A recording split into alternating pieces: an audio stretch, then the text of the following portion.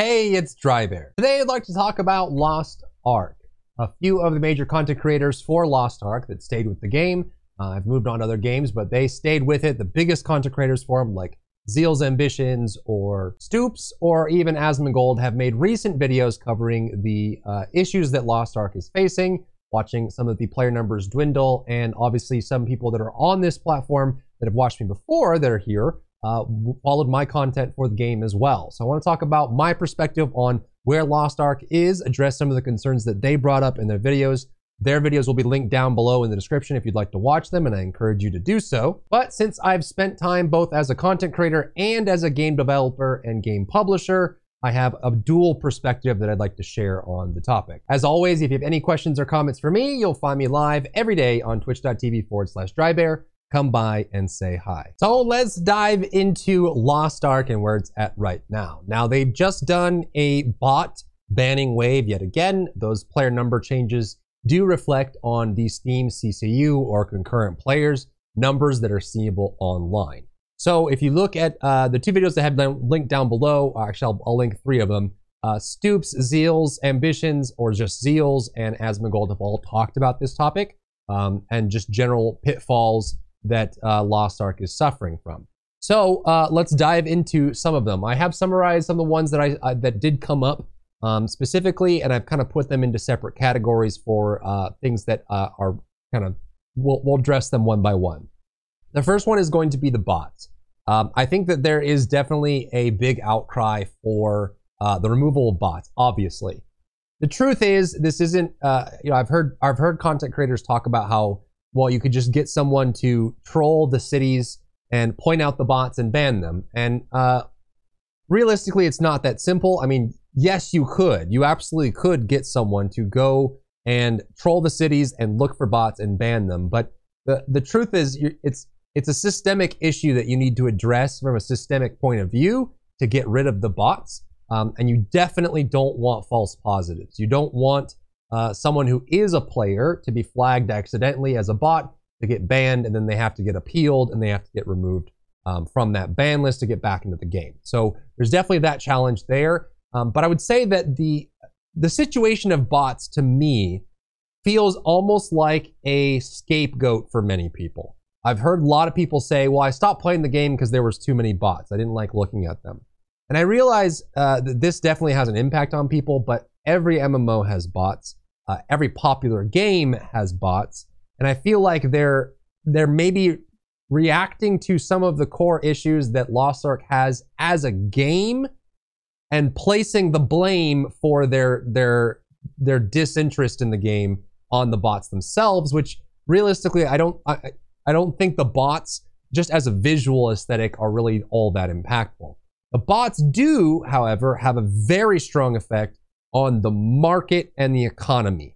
They can seriously blow up the prices of items, and they can influence the flow of the economy, what people are buying, what people are selling. It can affect the in-game money transaction changes, where you can actually change your soft currency into like a medium, like soft currency, like soft hard currency, and a hard currency, like your royal crystals, your blue crystals, and your gold.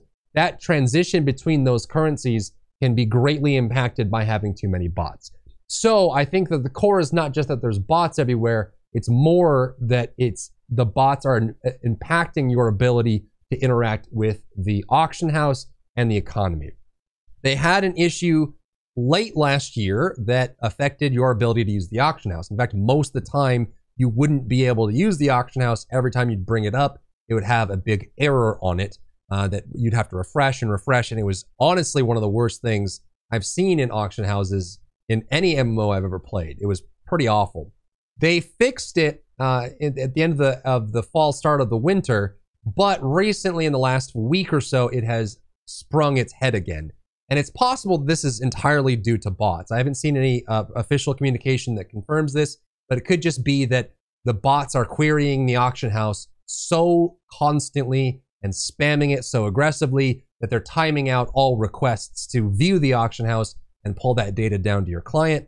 So once this happens, you no longer can use the auction house. So that's the core of the issue. And I wanted to make a distinction there that it's not just seeing bots around, and anyone who says that they stopped playing the game because they stopped wanting to see bots walk by. You play World of Warcraft, you see multi-boxing bots all the time. You play Black Desert, any MMO has bots. But because of the way that the marketplace and the economy is set up in Lost Ark, it makes bots significantly worse because they can ruin your ability to maintain your character in a positive way. The next issue is RMT, which stands for real money transactions.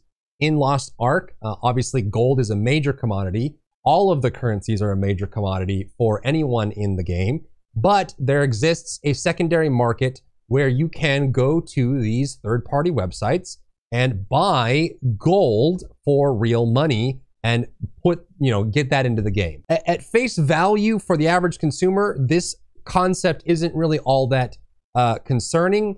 Again, the same issue exists in the marketplace, because if someone can spend, say they can spend $100 or whatever the price is, it actually doesn't matter because it depends on how much money they have to spend. They have a large amount of disposable income. They can go onto these websites, buy large and larger amounts of in-game currency, and then use that to inflate or buy a saturated market. And so the economy can't take place naturally, where if things are overpriced, they won't sell, the price will come down, because then they can just get gold wherever they want. So cracking down on RMT is a big part of making the game better. And the next publisher-related issue is the disconnects. This one is, again, because of the way Lost Ark is set up, quite impactful. So there's been many disconnects. This existed ever since launch, honestly, but it got much worse over the summer and has been off and on an issue ever since. And this is where it will just randomly disconnect someone. Disconnects are a thing that happens in any online game, obviously, but it's compounded by Lost Ark for a few reasons.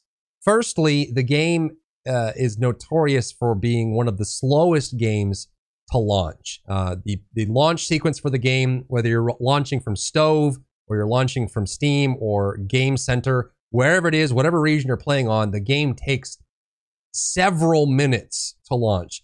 And honestly, if you ask a Lost Ark player that plays regularly, I'm sure they'll tell you that they launch the game and then they go get a snack. They launch the game before they want to play because they know it's going to take so long. So when the game disconnects and you have to close the client and relaunch it, getting back into the game takes a large amount of time, which makes this issue worse than it would be in other MMOs. I mean, you get disconnects all the time. There's tons of disconnects in Vault of the Incarnates, Dragon Writing for World of Warcraft. Tons of other MMOs have disconnect problems. Lost Ark makes it, it kind of grates on you more because the game takes a while to launch. It's also a limited instant system for the group content. So for the Legion raids and the group encounters, if someone leaves, you have to kill the instance, leave, invite them to the party again, and then relaunch the instance. Rather than them just being offline, they reconnect, they get back in.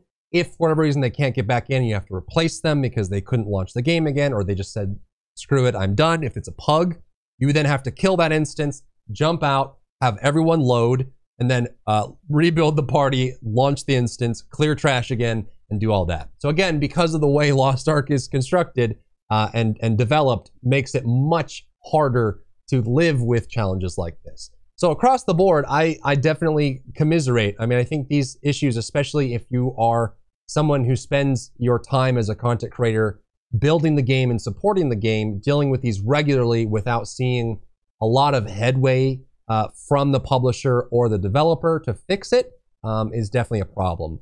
Granted, you know, there have been many issues that I've experienced as a game developer that didn't have an issue or didn't have a solution, and there wasn't really an easy way to fix it, or there was no way to fix it. And it's just going to be one of those. I think with disconnects and bots, it's an ongoing issue. You're never going to perfectly solve it. But obviously, if they feel like they can't get proper, effective solutions to mitigate it in a more dramatic way, then they probably need to look at infrastructure changes that limit the impact of these problems. So for example, looking at being able to give more forgiveness for disconnects, or altering the instance system to adjust that aspect of the game so it's not as punishing. or potentially even for having the bots in the auction house. I'm not even sure how to solve that problem. To be honest, it's probably going to be something that is just part of the economy of the game, and they just need to keep ramping up the solutions for it. They obviously got through and implemented measures that solved the problem in the short term. They got rid of a bunch of bots. They reduced the auction house inflation, and then the bots found a way around it again. So those ones, I think, are always going to be an issue, and it's always going to be a challenge. So I think that that's going to be a frustrating point for anyone that plays the game and wants to talk about it, but we addressed those first. Now let's go into some of the core issues, like the design issues that Smilegate can look at and address separately, that aren't really just about maintaining an online game as a service. Now, the first thing to talk about in this perspective on the game design itself is I think that there needs to be a conversation that happens around the daily grind for Lost Ark versus your long-term grind. It is something that makes it an Eastern style MMO, in this case Korean. It is a Korean MMO. There is constant grind, and it is one of the most successful games in Korea, so you can't knock that aspect. But bringing it to a Western audience, I think there is a very big divide in the enjoyment that players get in a daily grind versus a progression grind. And so in this case, we're talking about Chaos Dungeons, Guardian Raids, and doing your Una dailies. Every MMO has activities that you need to complete in order to progress your characters. Some of them are kind of mundane, and some of them are very fun. However, one of the arguments that I would make for Western Lost Ark and being able to keep people interested in the game in a Western audience for a longer period of time is being able to address the activities that you do on a daily basis. I actually think that Lost Ark, and I will always maintain this, is one of the best gameplay experiences you can get on the market. It is satisfying, it is guttural, it is visceral, the classes are super interesting, the engagements are interesting, and I think the Legion raids are some of the most fun content that you will encounter in an MMO, period. I think if you haven't done Legion raids in Lost Ark, and you're a big MMOARPG fan, you love PvE content, you love raids and group content, you need to do the Legion raids. Most of them are very, very fun. However, having to do 2 Chaos Dungeons every single day, plus 2 Guardian Raids every single day, plus 3 Una daily quests every single day, the exact same ones every day, in order to just make small progress on your character, I think that is one of the more grating aspects of the grind for Lost Ark. In most MMOs, there's going to be an amount of grinding that you need to do, but I would argue that most other MMOs, especially Western MMOs, you end up progressing your character by doing the actual content. Now, when you do Legion raids and you do endgame group content in Lost Ark, what you're really doing is you're just getting gold and you're getting materials to upgrade your gear or unlock set pieces. But in order to get your gear to a higher eye level, to increase your eye level overall, you need to be doing that repetitive 2 Chaos Dungeons, 2 Guardian Raids, 3 Una dailies on every character that you can possibly manage every single day, and you need to be doing it regularly to keep progress. And I think that if they could shift some of the progression away from those daily repetitive tasks and into the fun group content and more of the gameplay that people love, then obviously that would create more of a Western style appeal that would help people. Now, this is the part where I think it would be great for discussion. If you're a Western player and you agree, let me know in the comments. If you're a Western player and you disagree, you love the fact that there's things to do, you like being able to grind, but I would argue that unlike the style of gameplay you get in other regions, you already have horizontal content, although that is limited. You will eventually finish it all. You do have your Legion raids, and the game does encourage playing multiple characters. I would just argue that I think that Western players are a little bit more, they have a higher aversion to that kind of repetition. And if they could find ways to make that repetition being like, for me personally, I would much rather progress my character by defeating bosses than by, completing multiple versions of the same Chaos Dungeon over and over and over and over and over, right? That kind of grind, I think, is a little bit more outside of our style of audience. And I'm not someone that minds doing the grind, but it definitely, if a repetitive task reaches me, then I obviously just kind of have to be mindful of other people, because I'm usually quite resilient against doing grind like that, just as I play so many grindy games. But it is something that is worth noting, especially if someone kind of fell out of favor for Lost Ark over the last year or so. We're coming up on the 1-year anniversary very shortly. The next thing to talk about is Fions. Fions are an interesting item, a component of the currency and way that they monetize in Lost Ark. If you've never played Lost Ark, Fions are essentially a tax that can be taxed on your purchases and your auction house activities, and that tax is available for many different through many different avenues. The first is they give it away for some things. It creates a valuable commodity that they can give away for login bonuses, for special events, for vendors, for completing tasks. They have that available, and it is something that does drive interest. In game development, you love having things that you can give away or drive interest. Fions is one of them. So at its core, I can see why they want to have it. It is something that allows them to make money as well, because most people that have the disposable income that don't want to farm Fions or spend their gold on it will just buy them. So it does create a source of revenue for them. Now, I think if you're an average free-to-play player, Fions are just generally a net negative, because in general, you need them so much and they cost you so much that you already don't have a lot of. And it's because Lost Ark either requires you to spend a lot of money or spend a lot of time to get the currency that you have.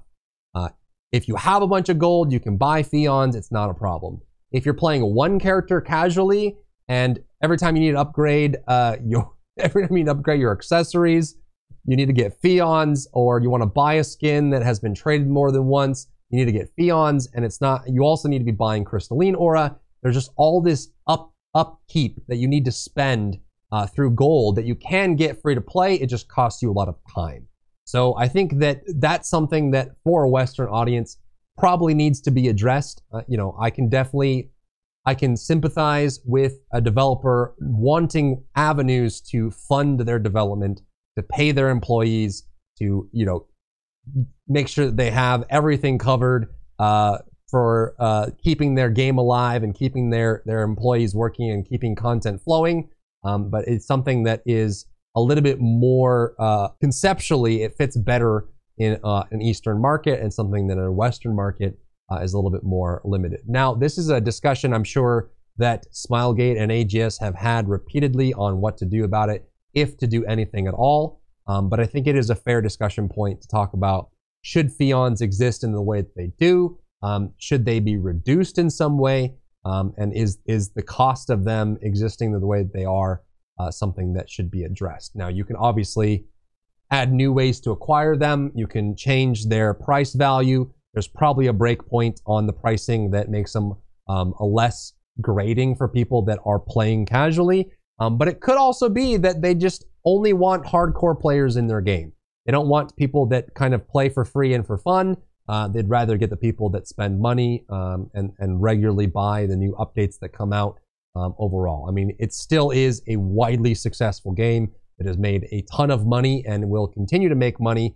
So even if the numbers are not what they once were, even with the content updates they've been rolling out, it is something to consider that maybe they're exactly where they want to be. And if these systems drive you away, maybe the game wasn't really meant for you, even if there's parts of the game that really, really attract you as a gamer. The last thing I'll talk about is the treatment of regions. Now, I've published multiple titles in multiple regions on multiple platforms.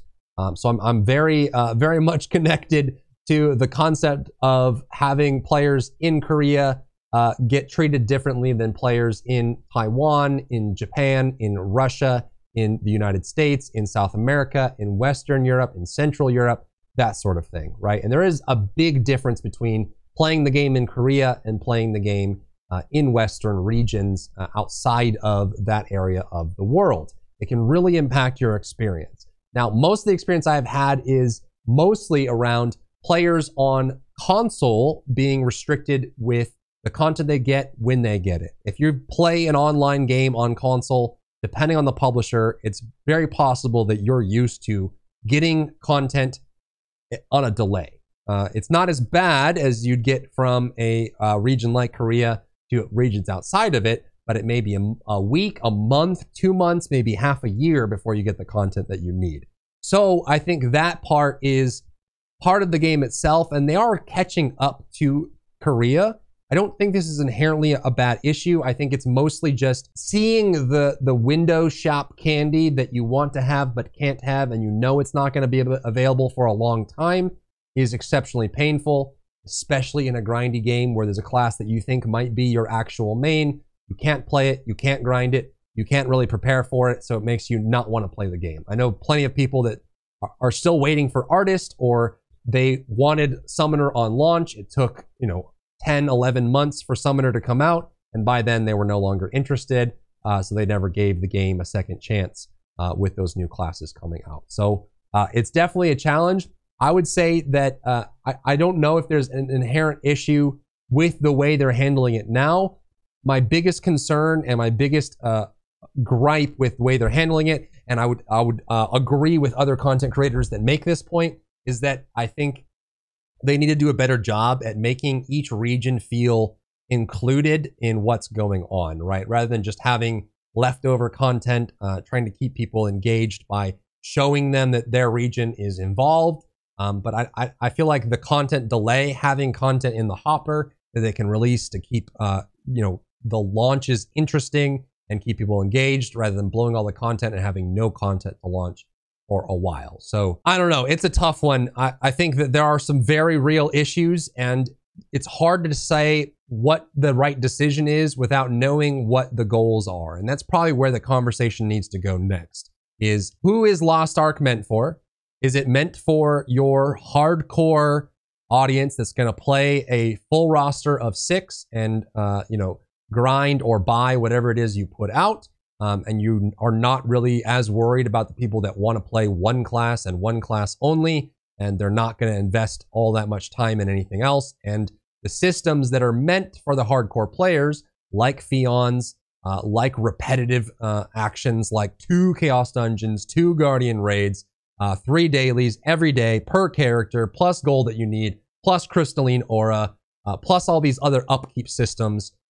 It's possible those systems are just going to alienate those players. And from a philosophy standpoint, do you care or do you not care that that's going to happen? The bots are a serious issue, and it's either, I feel like, and it's possible AGS, Amazon, has had this discussion with Smilegate, but the core problem, I think, is if you don't feel like you can get a handle on the bots and the market inflation and the real money transactions, is there a discussion to be had around being able to limit the problems that get created by those issues, limit the effect of those problems in general, right? So if disconnects and bots and RMT are going to be an ongoing battle, what else can be done to help mitigate the impact on the individual players that play the game, so that they don't get absolutely screwed, right? Again, if you're talking about more free-to-play players with more of a limited time span to play the game in the West,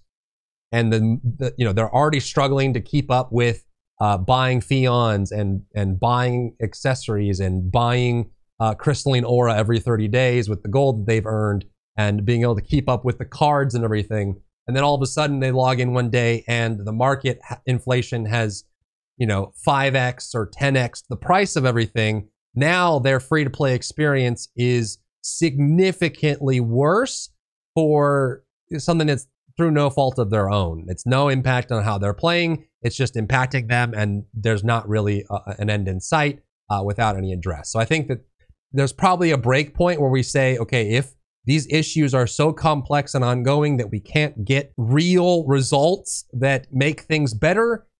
Is there some discussions that need to be had around making the impact lessened, because we are acknowledging that they're not going to be perfectly solved soon or ever? And I'll end the video there. This video is already getting too long already. I know I kind of babbled on many topics here, but I wanted to address the topics that came to light through several other content creators on the platform. Again, their reaction videos and their exact words, I've linked those down in the description, so go check that out and just see kind of the struggles and the frustrations that they're having right now with the state of the game. And just let me know where you're at with it as well. Lost Ark, I think, is still one of the most impressive games, but there are some challenges that need to be discussed and addressed from both the consumer side and the developer side and the publisher side. So those are my thoughts. Let me know if you'd like to hear more about this in other topics. I'd love to answer questions. And of course, if you have any questions or comments for me directly, you can find me live every day on twitch.tv/Drybear. Come by and say hi. If you enjoyed yourself today, leave a like down below.